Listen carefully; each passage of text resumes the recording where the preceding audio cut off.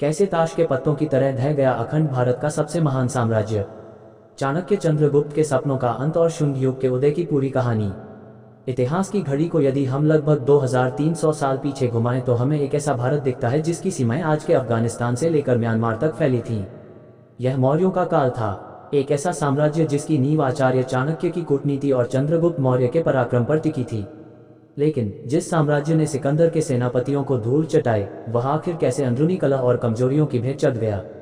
इतिहास के पन्नों को पलटे तो एक दौर ऐसा था जब भारत की सीमाएं ईरान से लेकर बंगाल तक और कश्मीर से कर्नाटक तक फैली थीं। ये वह काल था जब मौर्य साम्राज्य की एक दहाड़ से यूनानी शासक कांपते थे। लेकिन 185 BC की वह एक सुबह सब कुछ बदल गई।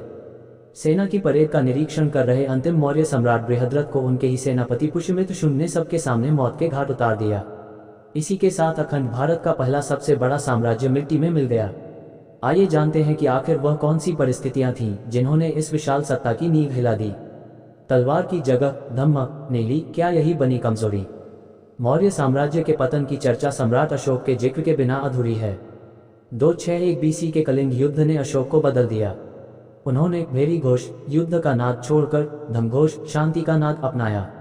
सम्राट अशोक ने कलिंग युद्ध के बाद हिंसा का मार्ग त्याग दिया था। इतिहासकार बताते हैं कि अशोक की धम्म नीति ने जहां समाज को नैतिकता सिखाई, वहीं दूसरी ओर सेना को सुस्त कर दिया। सम्राट अशोक के शासनकाल में सैन्य शिथिलता एक बड़ी कमजोरी साबित हुई।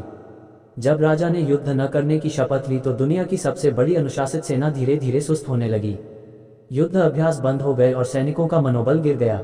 अशोक का हृदय परिवर्तन, वरदान या अभिशाप? वर्षों तक युद्ध न होने के कारण सैनिकों का कौशल कम हो गया और वे विदेशी आक्रमणों का सामना करने के लिए तैयार नहीं थे।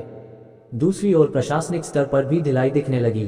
अहिंसा के अत्यधिक पालन ने अपराधियों और विद्रोही तत्वों के मन से राजदंड का भय समाप्त कर दिया। सीमावर्ती प्रांतों में विद्रोह की सुगबुगाहट तेज होने लगी, जिसे दबाने के लिए सेना अब उतनी सक्षम नहीं रही थी। हालांकि अशोक के समय तक साम्राज्य सुरक्षित रहा, लेकिन उनके बाद आने वाले शासक इस शांति और शक्ति के संतुलन को बनाए रखने में विफल रहे। खाली होता खजाना और आर्थिक बोझ। किसी भी साम्राज्य को चलाने के लिए धन रीढ़ की हड्डी होता है। अगर वह साम्राज्य विशाल हो और अपने विस्तार के चरमोत्कर्ष पर हो तो यह और भी आवश्यक होता है। इतिहास के जानकार बताते हैं कि बीतते समय के साथ मौर्य काल में एक बहुत बड़ी सेना और विशाल नौकरशाही का खर्च उठाना भारी पड़ने लगा था। अशोक ने बौद्ध धर्म के प्रचार प्रसार के लिए राजकोष के द्वार खोल दिए थे। हजारों स्तूपों का निर्माण और विदेशों में धर्म प्रचारकों को भेजने में बेतहाशा धन खर्च किया गया। कहा जाता है कि अशोक ने बौद्ध धर्म के प्रचार और स्तूपों के निर्माण में राजकोष का एक बड़ा हिस्सा दान कर दिया था। दान और दिखावे की भारी कीमत। आर्थिक दबाव बढ़ता चला गया जिसे तत्कालीन शासक संभाल पाने में विफल साबित हुए। बाद के मौर्य राजाओं ने स्थिति संभालने के लिए जनता पर तरह तरह के नए टैक्स लगाए। खजाना भरने के लिए जनता पर एक तरह से जुर्म को बढ़ावा दिया गया, जिससे आम लोगों में भारी असंतोष पैदा हुआ। विशाल सेना और हजारों कर्मचारियों को वेतन देना मुश्किल होने लगा। इतिहासकारों के अनुसार अंत समय में मौर्यों की आर्थिक स्थिति इतनी खराब हो गई थी कि उन्हें सोने की मूर्तियों को पिघलाकर सिक्के ढालने पड़े थे। कमजोर उत्तराधिकारी, प्रशासन की ढिलाई। किसी भी राजशाही की सबसे बड़ी कमजोरी उसके उत्तराधिकारी होते हैं। चंद्रगुप्त मौर्य और सम्राट अशोक जैसे शक्तिशाली शासक मगध की गद्दी पर बैठे, बावजूद इसके इतने बड़े साम्राज्य का बोझ नहीं संभाल सके। अशोक के बाद कुणाल, दशरथ, संप्रति और शालिशुक जैसे शासक आए। इनमें से कोई भी इतना प्रभावशाली नहीं था कि वह पाटलिपुत्र से हजारों मील दूर बैठे गवर्नरों पर नियंत्रण रख सके। पाटलिपुत्र से सुदूर दक्षिण या उत्तर पश्चिम के प्रांतों पर नियंत्रण रखना नामुमकिन होने लगा। प्रांतीय गवर्नरों ने केंद्रीय सत्ता की कमजोरी का फायदा उठाया और खुद को स्वतंत्र घोषित कर दिया। साम्राज्य छोटे छोटे टुकड़ों में बंटने लगा था। प्रशासकीय विकेंद्रीकरण भी मौर्य शासन की बड़ी कमजोरी साबित हुई। दरअसल मौर्य प्रशासन पूरी तरह से राजा पर केंद्रित था। जब केंद्र में बैठा राजा कमजोर हुआ तो साम्राज्य के स्तंभ डगमगाने लगे। कश्मीर, गांधार और विदर्भ जैसे दूरदराज के क्षेत्रों ने खुद को स्वतंत्र घोषित करना शुरू कर दिया। ब्राह्मणों की नाराजगी और सामाजिक बदलाव। इतिहासकारों का एक वर्ग मानता है कि अशोक ने पशु बलि और कर्मकांडों पर प्रतिबंध लगा दिया था, जिससे ब्राह्मण वर्ग के प्रभाव और आय में कमी आई। अशोक द्वारा पशु बलि पर रोक लगाने और बौद्ध धर्म को अत्यधिक संरक्षण देने से ब्राह्मण वर्ग में नाराजगी थी। इसके साथ ही मौर्यों ने दंड समता लागू की थी, यानी अपराधी चाहे किसी भी वर्ण का हो, उसे समान सजा मिलेगी। इसने उन विशेषाधिकारों को खत्म कर दिया जो तत्कालीन समाज में एक वर्ग विशेष को प्राप्त थे। अशोक की नीतियों ने समाज के पारंपरिक ढांचे को चुनौती दी थी और यह बड़ा कारण है कि पुष्यमित्र शुंग, जो एक ब्राह्मण था, के विद्रोह को कई विद्वान एक ब्राह्मण क्रांति के रूप में देखते हैं। ब्राह्मणों का विद्रोह और सामाजिक असंतोष। पुष्यमित्र शुंग एक ब्राह्मण थे और उनके द्वारा बृहद्रथ की हत्या को इसी प्रतिक्रिया के रूप में देखा जाता है। 185 BC का वह दिन मगध के इतिहास का सबसे नाटकीय मोड़ था। सम्राट बृहद्रथ अपनी विशाल सेना की परेड देख रहे थे। तभी उनके प्रधान सेनापति पुष्यमित्र शुंग ने भारी भीड़ के सामने सम्राट की गर्दन धड़ से अलग कर दी। सेना मूक दर्शक बनी रही, जो ये दर्शाता है कि बृहद्रथ अपनी ही सेना का विश्वास खो चुके थे। 185 BC में पाटलिपुत्र की सड़कों पर जब अंतिम मौर्य सम्राट बृहद्रथ का लहू बहा, तो वह केवल एक राजा का अंत नहीं था, बल्कि एक महान युग का पटाक्षेप था।